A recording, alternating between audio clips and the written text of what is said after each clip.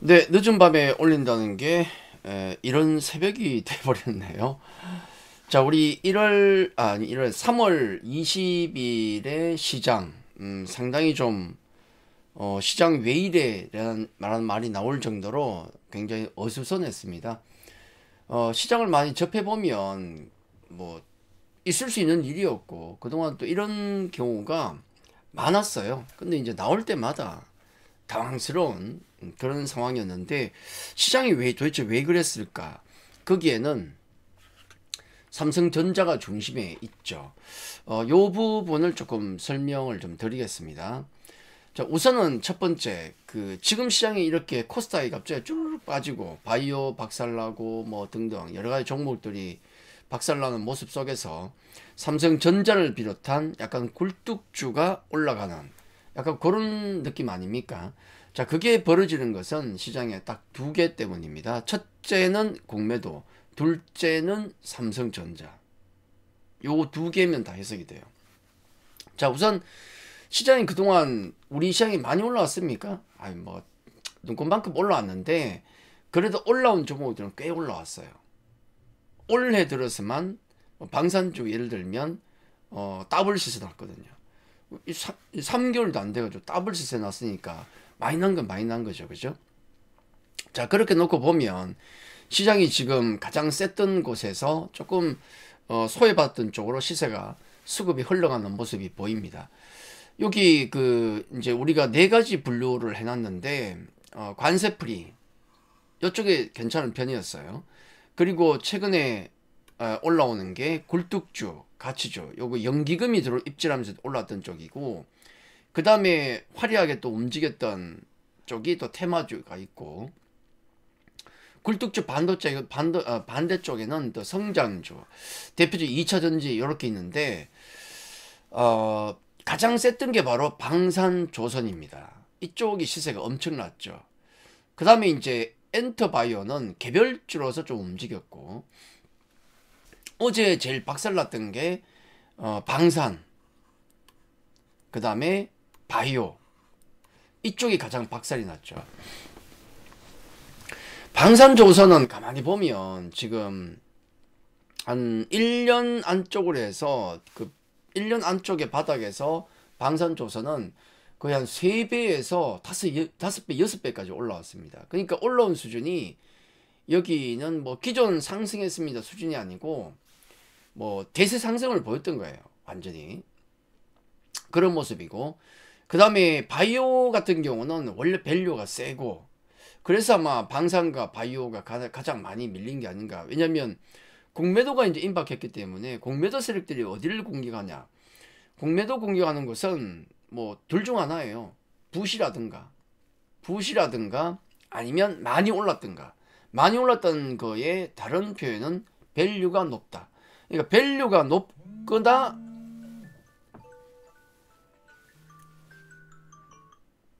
네, 밸류가 높거나 아니면은 일반적으로 좀 많이 올랐거나 단기적으로 그런 종목들이 보통은 공매도 공격을 받습니다. 부실존 당연한 거고. 자, 그런 생각을 하게 되니까 방산조선, 방산 같은 경우, 바이오 같은 경우가 크게 흔들린 거죠. 그런 의미에서. 아마 이제 올라온 폭이나 밸류를 놓고 봤을 때 여기 관세 프리 지역에서는 이제 아마 엔터 정도만 그 모멘텀이 좀 있지 않을까 단기적으로 여기 단기로 좀 본다면 단기 모멘텀이 방산도 요번에 노이즈가 좀 생기고 있지 않습니까? 그런 부분 바이오도 개별 노이즈가 조금 있으려고 해요. 그래서 그런 부분을 감안하면 이 관세 프리 종목에서 지금은 공략할 수 있는 쪽이 엔터 정도 요 정도는 괜찮다. 나머지는 조금 경계를 하는 게 지금 조금 낫다. 그러니까 단기로 중장기는 어떨지 모르겠지만 자 그런 느낌이고 자 그러다 보니까 바닥에서 이런 종목들 굴뚝주 가치주 같은 게 올라온다. 요것과 이제 맥락을 같이 하는 게 물론 뭐 2차전지 얘기도 조금 나오고 있긴 하지만은 요거는 턴을 좀 봐야 되겠죠. 2차전지는 밸류는 세요. 너무나 센데 주가가 많이 빠졌기 때문에 조금 지금 관심이 가는 겁니다. 약간 그런 느낌. 테마주는 원래 밸류가 세지 않습니까? 조금 불안한 게 구석이 분명히 있는 거고. 자, 요런 상황이 시장을 휘둘렀는데 거기다가 삼성전자가 수급적으로 때려버리니까 좀 뒤집어진 거죠. 외국인이 이번 주 한 4거래일 동안 꽤 매수가 들어왔는데 그 중에 뭐 상당수는 8, 90%는 삼성전자예요. 삼성전자만 압도적으로 매수가 들어왔습니다. 도대체 왜 그럴까? 뭐 그건 조금 더 있어 봐야 되겠지만은 외국인이 그냥 사는 건 없어요.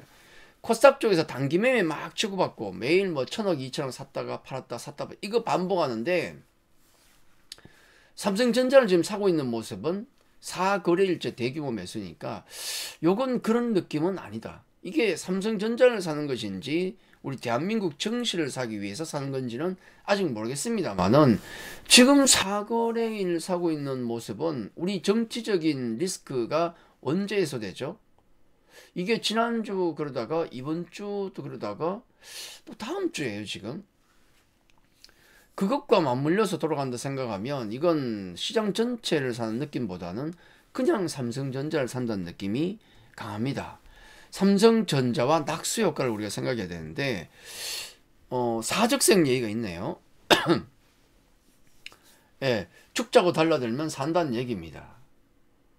예, 그런 각오를 이제 보여주고 있다는 주총에서도 뭐 사과를 하고 있고 그래서 뭐 HBM 반격 M&A에서도 뭐 성과 낼 거다 뭐 이런 얘기를 하고 있고 여전히 젠슨 왕도 삼성 참여 기대한다 뭐 말은 그렇게 하죠. 근데 엔비디아가 한 2주 전 지난주인가요? 2주 전인가도 또 이제 삼성을 방문하고 그렇게 자꾸 이렇게 적극적인 교류가 있다는 걸 봐서는 뭔가 HBM에 대한 해결책 뭐 있지 않을까라고 보는 거예요. 예, 그런 또 합리적인 의심을 하고 있고 거기다가 이제 반도체 봄이 온다, 레거시 턴어라운드 한다, 뭐 디램 가격 올라온다 이런 얘기도 있지 않습니까? 이게 삼성전자에 대한 어떤 수급을 빨아들이고 있다. 그럼 딴 쪽은 그동안 많이 갔던 종목들은 그렇죠. 수급이 빨리니까 기가 빨리니까 빠질 수밖에 없죠.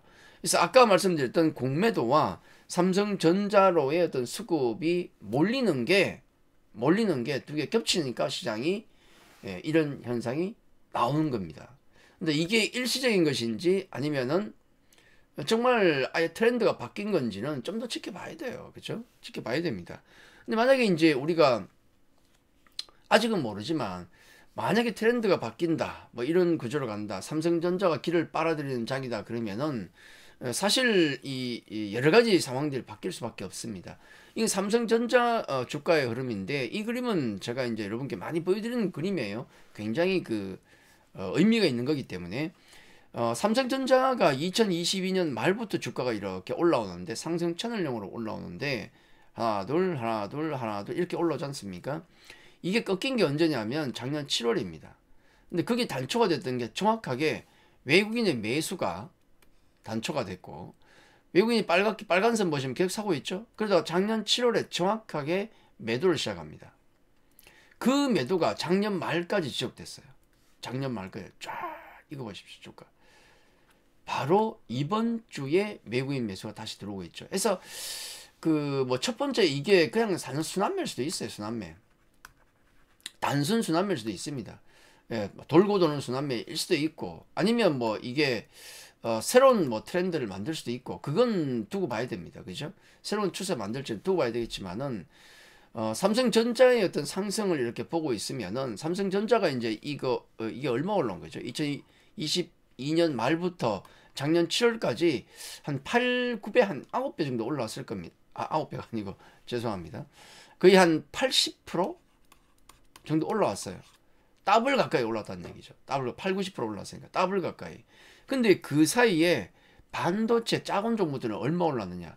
진짜 말 그대로 10배 올랐습니다. 10배. 기억나실 겁니다. 화려한 반도체. 딱 그 정점이 대부분 다 작년 여름. 삼성전자 꺾일 즈음에 끝난 거예요. 그리고는 좀 뭐라 그럴까 반토막이 나버리는 3분의 1 토막 반토막. 심한 경우는 5분의 1 토막. 박살난 종이 많았습니다.